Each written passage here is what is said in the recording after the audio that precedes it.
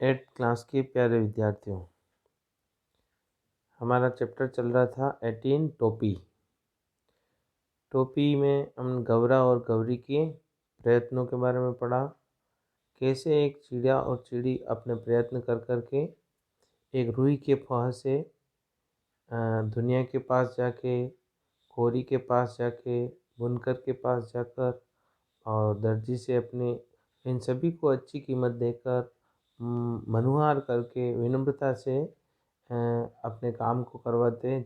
जो उनकी चाह थी कि मैं टोपी पहनूं, और टोपी बनने पे वो इतनी सुंदर टोपी बनती है कि वो फूली न समाती है, और टोपी पहन कर वह उछल कूद करती हुई उड़ने लगती है। और वो क्यों सोचती है, क्यों नहीं मैं राजा के पास जाकर देखूं कि राजा कौन सी टोपी पहनता है, राजा का पहनावा क्या है, राजा क्या करता है, जो इतने लोग सब उस राजा के लिए काम करते हैं, और राजा कैसा है ये मैं देखूं। तो ये सोचकर वो राजा के पास, राजा के महल पर जाती है, और वहाँ पर जाकर देखती है कि वह महल में चौबारे में बैठे हुए उनके टहलुए जो हैं उनकी जंपिंग कर रहे हैं, उनकी मालिश कर रहे हैं, उनके पैर में कचोटी काट रहे हैं, उनकी पीठ में मुक्की दे रहे हैं, और हर तरह से उनकी मसाज कर रहे हैं। ये देखकर एकदम से जो गौरैया हैं एकदम से उनको राजा को ध्यान आकर्षित करने के लिए ऊपर से बोलती है, अरे राजा के पास टोपी नहीं मेरे पास टोपी, राजा के पास टोपी नहीं मेरे पास टोपी। इस तरह से राजा का ध्यान एकदम उसकी टोपी वाली चिड़िया की तरफ जाता है, और वह एकदम से देखता है चिड़िया क्या बोल रही है। एकदम से वो अपने सेवकों के कहता है कि मेरी टोपी लाओ, और एकदम से वो टोपी लाता है और सिर पे रखता है। और उसके बाद अलग अलग बातें होती हैं, वो हमने पढ़ा था। उसके बाद वो चिड़िया और राजा में बहस हो जाती है, और इस तरह से वो बार बार कहती है कि ये तो इसकी राजा बड़ा ऐसा है जो मेरे से हार गया है। इस तरह से उसको राजा को चिढ़ाती है, और राजा उसके गुस्सा कर जाता है। फिर एकदम से जो उसको टोपी एकदम से उसकी टोपी नीचे गिरा देता है सेवकों से कहकर राजा। और टोपी गिरने के बाद में वो एकदम से उसको पैर में कुचलने ही वाला होता है कि एकदम से उसकी टोपी की सुंदरता दिखती, कितनी बढ़िया शानदार इतनी अच्छी मखमली टोपी बनाई है, और किसने बनाई है। तो उन सबको आप जानने के लिए कि इतनी बढ़िया टोपी किसने बनाई, तो वो अलग अलग उनके कारीगरों को, महल के कारीगरों को, बुनकरों को, सबको बुलाता है और उनसे क्या बातें करता है उसके बारे में अब हम आज पढ़ेंगे। तो ये आज हम वहाँ तक पढ़ चुके थे, इसके बाद हमें पढ़ना है यहाँ से। गिरते पड़ते कोरी हाजिर हुआ, जान बख्शे महाराज, जान नहीं वजह बताओ। रूई बड़ी बेहतरीन थी। कोरी को पूछते हैं कि ऐसी क्या बात है। रूई बहुत बेहतरीन थी, बहुत शानदार थी, एकदम सरकार एकदम बादलों की तरह धुनी हुई, जैसे बादल होते हैं वैसे धुनी हुई थी। इतनी बेहतरीन रुई किसने धुनी। बिजली की तरह राजा की आवाज़ कड़कती, बिजली की तरह राजा की आवाज़ कड़की कि कड़कड़ाती हुई उसको गुस्सा आ रहा था, इतनी बढ़िया मेरे मेरे तो इतना कोई बढ़िया काम नहीं करता है, और इसकी टोपी इतनी कैसे बढ़िया थी।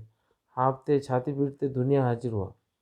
हाँफते छाती पीटते दुनिया, जो धुनने वाला होता है, रुई जो धुनता है वह हाजिर होता है महल में। क्षमा अन्नदाता, क्षमा करो, क्षमा यानी क्षमा करो, अन्नदाता है अन्न देने वाले। क्षमा नहीं वजह बताओ, वजह क्या है जिसके कारण इतनी बढ़िया इसकी टोपी बनी और मेरी नहीं बनती। राजा गुस्से से कांप रहा था। तुम चारों ने मिलकर गौरैया का काम किया, हमारे लिए आज तक ऐसा काम क्यों नहीं किया। गौरैया के लिए इतना बढ़िया टोपी बना दी और हमारे लिए क्यों नहीं बनाई, क्या कारण है इसका बताओ, क्यों नहीं बनाई। इस तरह से वो बार बार पूछता है। आपके लिए भी, कोरी कहता है, आपके लिए भी, दुनिया कहता है आपके लिए भी किया है सरकार। दुनिया ने ज़मीन पर लेट कर कहा, एकदम गिड़गिड़ाते हुए, क्योंकि राजा का कोई भरोसा होता नहीं है। एकदम से गुस्सा खा जाए, उसको फांसी की सज़ा दे दें, सिर धड़ से अलग करवा दें, कोड़े हंटर मरवा दें, जेल में डाल दें, आजीवन कारावास डाल दें, कोई भी सज़ा दे सकता है। इसलिए डर के मारे दुनिया भयभीत था, बड़ा काँप रहा था वो। आगे भी आपके लिए करेंगे सरकार। हमारे लिए अब तक जो काम हुआ है उतनी नफासत क्यों नहीं, इतनी उसमें क्वालिटी इतनी अच्छी क्यों नहीं है, परफेक्टनेस क्यों नहीं है, नफासत इन्हें अच्छी कारीगरी क्यों नहीं हुई। अभय दान दे तो बोलो सरकार। वो कहता है अभय दान दो, मुझे भयदान अपने राजा के जब कोई वादा कर लेता है गुहार करने वाला व्यक्ति कि आप मुझे अभय दान दो तो मैं अब सत्य बोलूँ। अभय दान देने के बाद उन पर कोई जुल्म नहीं होता था, उनको कोई सज़ा नहीं दी जाती थी। तो राजा से अभय दान ले लेता है दुनिया कि हाँ, अभय दान दो मुझे, मेरे साथ में मैं भय रहित आपसे बोल सकूँ। तो चलो दिया, राजा कहता है अभय दान दिया, अब बोलो, अब तुम्हें किसी बात का भय नहीं, तुम्हें कोई सज़ा नहीं मिलेगी। महाराज, फिर वो दुनिया बोलता है, महाराज इस गौरैया ने जो काम करवाया, जो भी इसने काम करवाया, उसमें आधा हिस्सा दे देती थी। जहाँ जहाँ भी गई मेरे पास आई रुई धुनवाने के लिए, तो उसको मैंने धुना तो इसका आधा मेरे को दे दिया था। जिसके पास बहुत कुछ है, जिसके पास बहुत कुछ है, इस राजा की तरफ इनडायरेक्ट इशारा करते हुए बोले, जिसके पास बहुत कुछ है, इतना देने को है, वो कुछ भी नहीं देता है। और जिसके पास कुछ भी नहीं है, ये चिड़िया चिड़िया इनके पास क्या है बेचारों के पास, तो भी ये अपना काम करवाने के लिए, उसमें क्वालिटी लाने के लिए, उसमें सुंदरता लाने के लिए अपना पारिश्रमिक पूरा देते हैं, सामने वाले का हक नहीं खाते हैं। इस तरह से उनको पूरी मजदूरी देते हैं।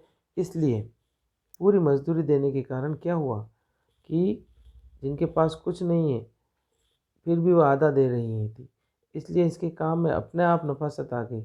इसलिए इनके काम में अपने आप में वो क्वालिटी, वो चीज़, वो सुंदरता, वो गुणवत्ता आती गई क्योंकि सब अपने अपने हिस्से का उनको भरपूर मेहनताना मिल रहा था। दुनिया के पास, कोरी के पास, बुनकर के पास सबको आधा आधा दिया, तो सबको अपनी अपनी मजदूरी बराबर मिली, तो सब ने काम उसको क्वालिटी को मेंटेन रखा और ज़्यादा शानदार किया। ऐसे कहते हुए दुनिया दंडवत किए जा रहा था, दंडवत किए जा रहा था, इन्हें माफ़ी के लिए गुहार किए जा रहा था कि मुझे माफ़ करना, ये सच बात ये है, आप इस पर खफा मत होना। देख ले राजा, अब इससे उसी समय गौरैया चिल्लाती है, देख ले राजा, आँख में उंगली डाल कर देख ले, आँख में उंगली डाल कर देख ले, ने आँख साफ कर ले, सच्चाई का सच्चाई से फेस कर या सच्चाई का सामना कर राजा। इसके लिए पूरे मोल चुका है मैंने, इसका पूरा भुगतान किया है, पूरा मेहनताना दिया है, बेकार नहीं लिए। जैसा कि मैंने बताया, बेकार होती है बिना मजदूरी दिए काम करना, फ्री फंड में काम करना, तो मैंने बेकार नहीं लिया है, मैंने कोई मुफ्त में काम नहीं करवाया। गौरैया फिर चिल्लाने लगी, गौरैया वापस, जो चंचल है, चिड़िया है, तो गौरैया वापस जोर जोर से बोलने लगी, ये राजा तो कंगाल है ना, गरीब फकीर एकदम, कौड़ी भी इसके पास नहीं, मतलब निरा निरा कंगाल है, बिल्कुल कुछ भी नहीं। इसका धन घट गया है, इसका खजाना खाली हो गया है, धन घटना खजाना खाली हो गया। टोपी तक नहीं जुड़ती है, इसे टोपी तक नहीं जोड़ सकता, अच्छी टोपी तक नहीं बनवा सकता है, सबसे मेहनताना फ्री में काम करवाता है, कम मजदूरी देता है।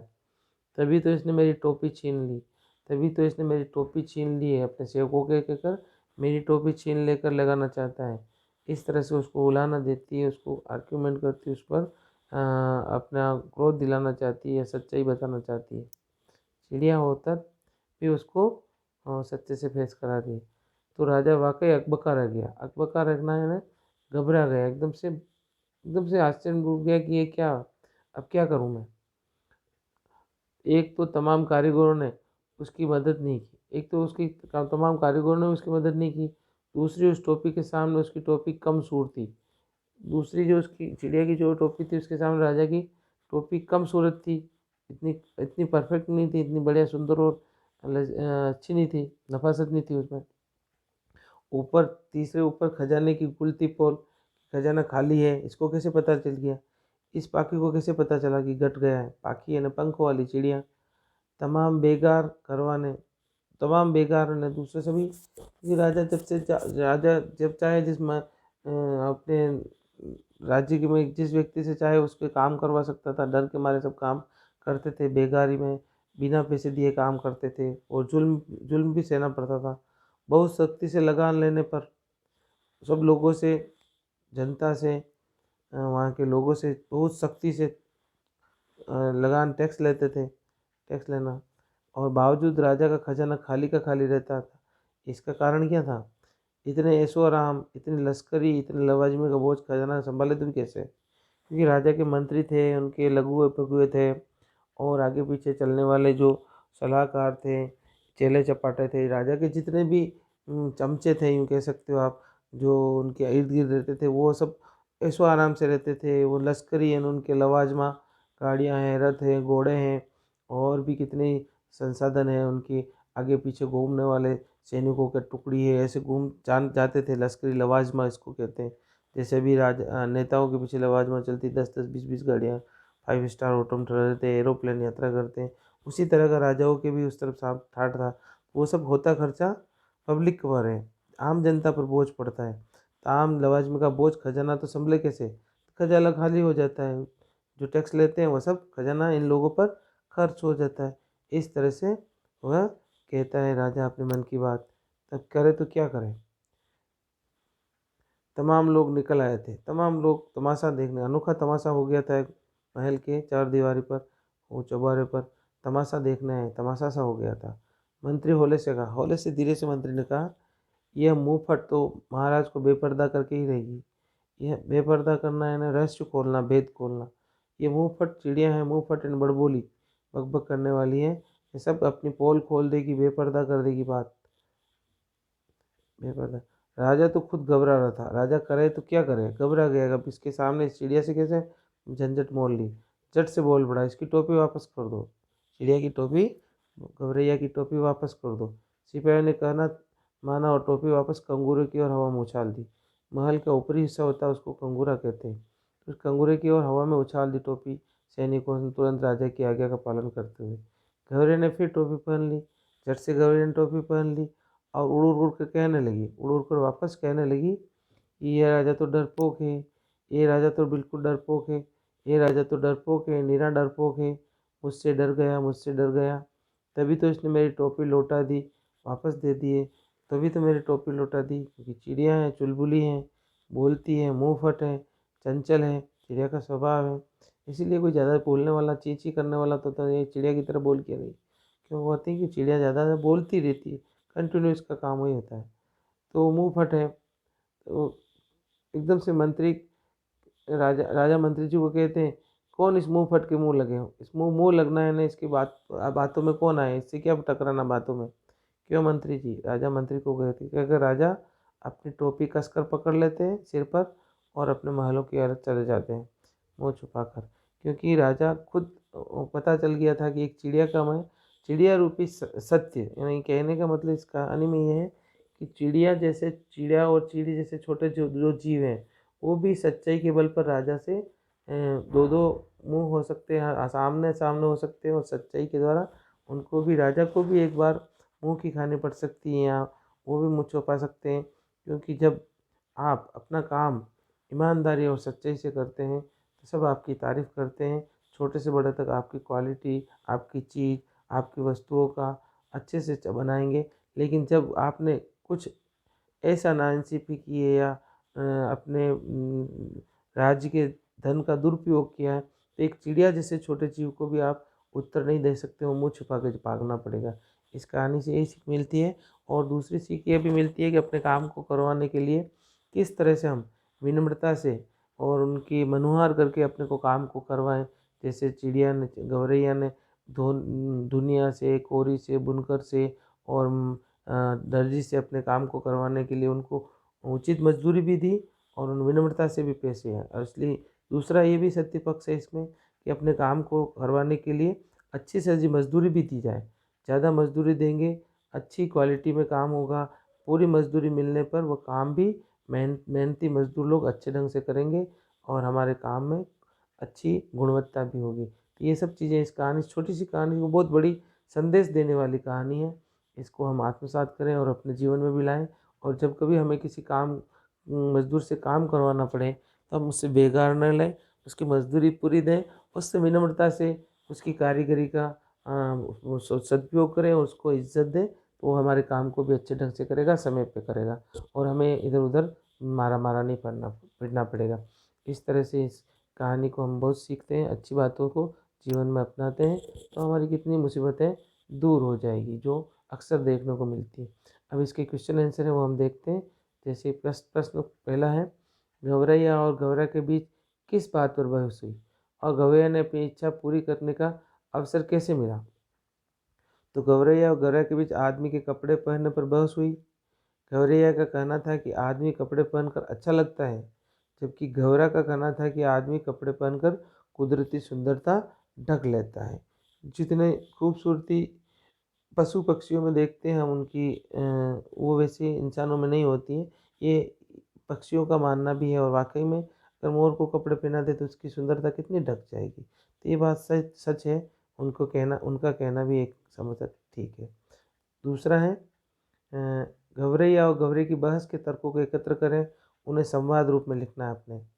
तो गवरैया, आदमी को देखते हो कैसे रंग बिरंगे कपड़े पहने हैं, कितना फबता है उन कपड़ों पर, कितना फबता है, इन्हें सुंदर लगता है। एक लाइन ये लिखेंगे। दूसरा वापस अ, अ, वो गौरा बोलता है खाक फबता है, कपड़ा पहन लेने के बाद तो आदमी की खूबसूरत लगने लगता है। तीसरी वापस गौरैया बोलेगी, लगता है आज लटजीरा चुगा है। लटजीरा जैसे मैंने बताया एक नशा करने वाला पौधा होता है, उसके बीज होते हैं। तो लटजीरा चुग गए हो, कपड़े केवल इच्छा लगने के लिए नहीं, मौसम की मार बचने के लिए भी पहनता है। क्योंकि इंसानों को मौसम की मार, उनके समान जानवरों के समान, पशु पक्षियों के समान पंख और उनके बड़े बड़े मोटा चमड़ा भी नहीं होता और इतने उनके बड़े बड़े रोए भी नहीं होती, बाल भी नहीं होते। तो ये भी एक सच है, मौसम भी मार बचने के लिए भी कपड़े पहने जाते हैं। घबरा कहता तू समझती नहीं, कपड़े पहनकर जाड़ा गर्मी बरसात सहने की उसकी सख्त यानी शक्ति भी जाती रही है। कपड़ा पहनने वालों की औकात का पता चलता है, कपड़े में ऊंच नीच अमीर गरीब का भेद हो जाता है। और उसकी जो शक्ति होती है, जैसे मजदूर होते हैं खुले में घूमते हैं, खुले में सर्दी गर्मी बरसात में, तो उनका शरीर भी बड़ा मजबूत होता है और वो रेजिस्टेंस पावर, उनकी सहन करने की क्षमता भी ज़्यादा होती है। ये बात गौरैया की और गौरे की भी, दोनों की अपनी अपनी बातें सही हैं, ये भी देखने को मिलता है हमको। और इससे सीखने को भी बहुत मिलता है कि हमें भी ज़्यादा सोफिस्टिकेटेड नहीं होना चाहिए।